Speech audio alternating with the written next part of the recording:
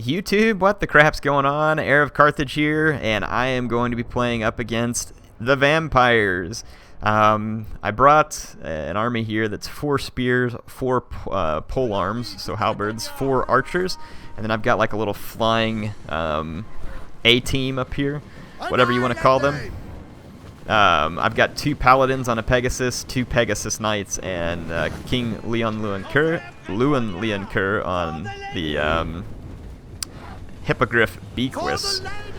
And the vampires, in my opinion, made a critical mistake right from the beginning, which was number 1, putting von Carstein on a zombie dragon, which doesn't do a whole lot for the price. And then number 2, putting both your heroes in the air against Bretonnia, who is definitely the mob of the air, if you will. They own the air, it's their turf, and between Leoncoeur and the Pegasus Knights, you're going to be in some pretty big trouble. There's an immediate life leech, or spirit leech, on Bequist, but with the Pegasus Knights in here, the bar guys just absolutely melt away, and von Carstein and the vampire wizard are in the fight of their life just to stay alive. I haven't even used the abilities, I don't think, on Bequist. Maybe I did. I don't think they had charged up yet. Now, Bequist regenerates, as does von Carstein. So when he hits me with another Spirit Leech, I'm going to have to sail on out of there, and I'm going to let my Pegasus Knights continue the fight. This is where they'll be useful. They're going to do very well in this big fight up against von Carstein and the Vampirus. Now, this makes the vampires charge me, and that's fine. I knew they would. This is what I wanted them to do. My main line of spears is just completely bowled over, and intelligently, the vampire goes straight for my bowman, but that's why I brought the second line of halberds. And then my archers are going to be pulled back to safety to snipe out all of the crypt horrors. I brought 1 Knights of the Realm in order to do some rear charges to help slow vampire progress. Interestingly, he actually brings some Graveguard. Against Bretonnia, I think it's a little bit overkill. Some skeletons and crypt horrors would have been plenty, freeing up money to better protect his lord. But he chose the Graveguard, and I brought Bequist over here to boost up my men. You're going to see me start sniping out crypt horrors, and it's going to work extremely well. Because the Vampirus and von Carstein are busy, you can see how quickly I'm able to fell a group of crypt horrors. And both the crypt horrors are already dead, and their Graveguard is surrounded by Knights of the Realm. He does have this Cairn Wraith, though, that's coming to pin my Knights of the Realm. I didn't see it right away. Now, how an arrow sticks in an ethereal unit is news to me. Must be magic arrows. But in any case, his Cairn Wraiths are going to destroy my cavalry there. Amazingly, von Carstein is still alive, but not for long. Both these units are going down quickly, and after having regenerated some health, enough to withstand a Spirit Leech, I'm going to bring, see, I always get it wrong, Leoncoeur over here, whatever his name is. But yeah, you can see von Carstein melting. In the mainline fight, the Graveguard are going to come equalize this quite easily. In terms of infantry, the Graveguard can easily munch their way through my pole arms and my spearmen at arms. They are not made for that fight, and nor will my guys do any damage hardly whatsoever to the Cairn Wraiths. And then my bowmen are going to continue to fire at individual targets, inflicting as much damage as possible. Von Carstein drops in the distance with a thud, and at this point the vampire army is going to start suffering a lot of crumbling. However, the morale of my men starts to waver because a lot of them have started to die, and because the vampires don't waver, they crumble, which can be good and bad for them. In this case, it's good. My guys start to crumble over here, and you can see that they start falling apart. My idea was to hit with a massive rear charge, but my whole line collapses right before I can get that rear charge there. So at the last second here, I call it off because I saw my line collapsing, and I was like, well, I don't want to get my guys caught up in combat. I'm going to let my archers do some more work, so I pull them back a little further, and I bring in some regrouped units just to continue to slow down the vampires. The balance bar is tilting in my favor, and once it gets there, the vampires will disintegrate. So that's basically what I'm going to do now, is just wait for the vampires to disintegrate. They move forward, begin engaging my regrouped units, my archers start pouring in fire, and my air units just wait for targets of opportunity. And as soon as I see that the vampires are starting to disintegrate, I'm going to start charging in to ensure that the process is completed. So there it comes. All the vampire units disintegrate due to army losses. And it is another victory over the vampires with Bretonnia, but again, take this with a grain of salt. I'm showing this because I think that some of you enjoy seeing the vampires lose from time to time, which I think we all do at this point.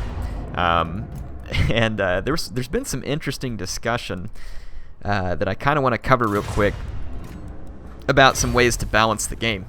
And you don't want to take away the uniqueness of the vampires. Although they're the strongest faction, and some of the things that they do make me irritated because it doesn't seem like there's a whole lot of answer to it with the other factions. Yeah, you can bring a bunch of Luminarchs and all that stuff, but that's very situational too, and it has to be the Empire. Yeah, Bretonnia won a couple of battles you've all seen on my channel recently, but it's not frequent. So don't get all that set in your head, and again, that was mistakes allowing that to happen. So how could they balance it without ruining the vampires? Because the vampires are an undead faction. If you take away Invocation into Heck, it takes away that whole idea that the vampires hold their whole army together with the magic of death, right? So to me, that kind of ruins them. You can't take away the Invocation into Heck from them. And rather than just making it weaker or anything like that, what I would rather see is just other factions given tools that help them similarly. So Lore of Vampires and Lore of Death both have some very unique usages. Whereas there's some spells like Celestial Wizards, for instance, the Lore of Heavens, is just pretty crappy. Some of the Area of Effect spells for the Orcs are terrible. You get the Curse of the Bad Moon, which is pretty good. Like the Foot of Gork is very underwhelming.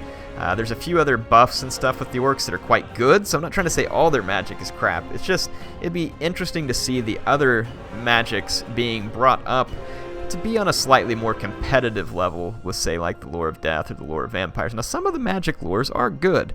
The Light Wizard, I mean, they are great for burning up enemy heroes, and they have the Net of Amontok and a couple other spells. But like I said, the Celestial Wizard's definitely underused because you don't see it much, and a lot of the Orc Wizards are underused just because people tend to prefer that Azag with the Lore of Death.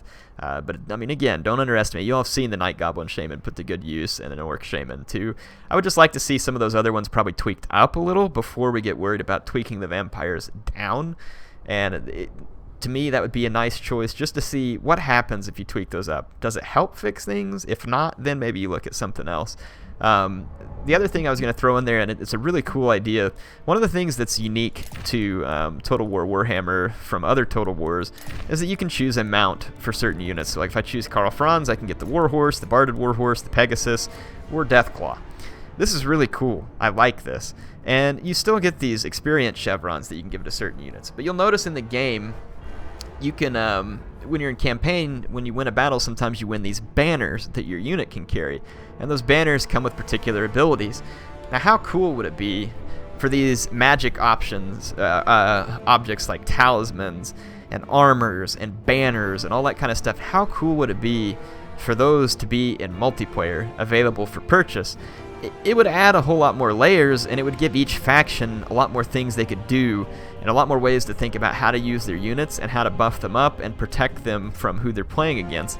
And if they just added them in as an option to where they could be purchased, so let's say that maybe I get my swordsman, and then there's a banner that gives them extra armor piercing damage, and that's what I want to buy, and it costs 100 gold or 50 gold or whatever it is. You throw it on there, and boom, there you go. You have an upgrade for your swordsman, and in the battle, they could have a little banner that sits on their unit that lets the enemy player know, hey, there's been a banner purchased for this unit, and it's going to affect their performance. So it means that in their recon, they have to understand what's been done.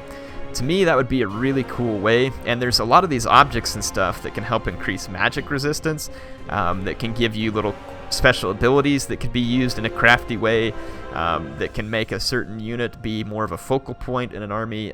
To me, there's a lot of things that could be done with that. Would be really cool. I'd like to see it done. So, you know, if you want to, this would be something good to go bring up on the forums if you think that it's appropriate. If not, again, tell me what you think in the comments. HeirofCarthage signing out for now. Hope to see you all soon.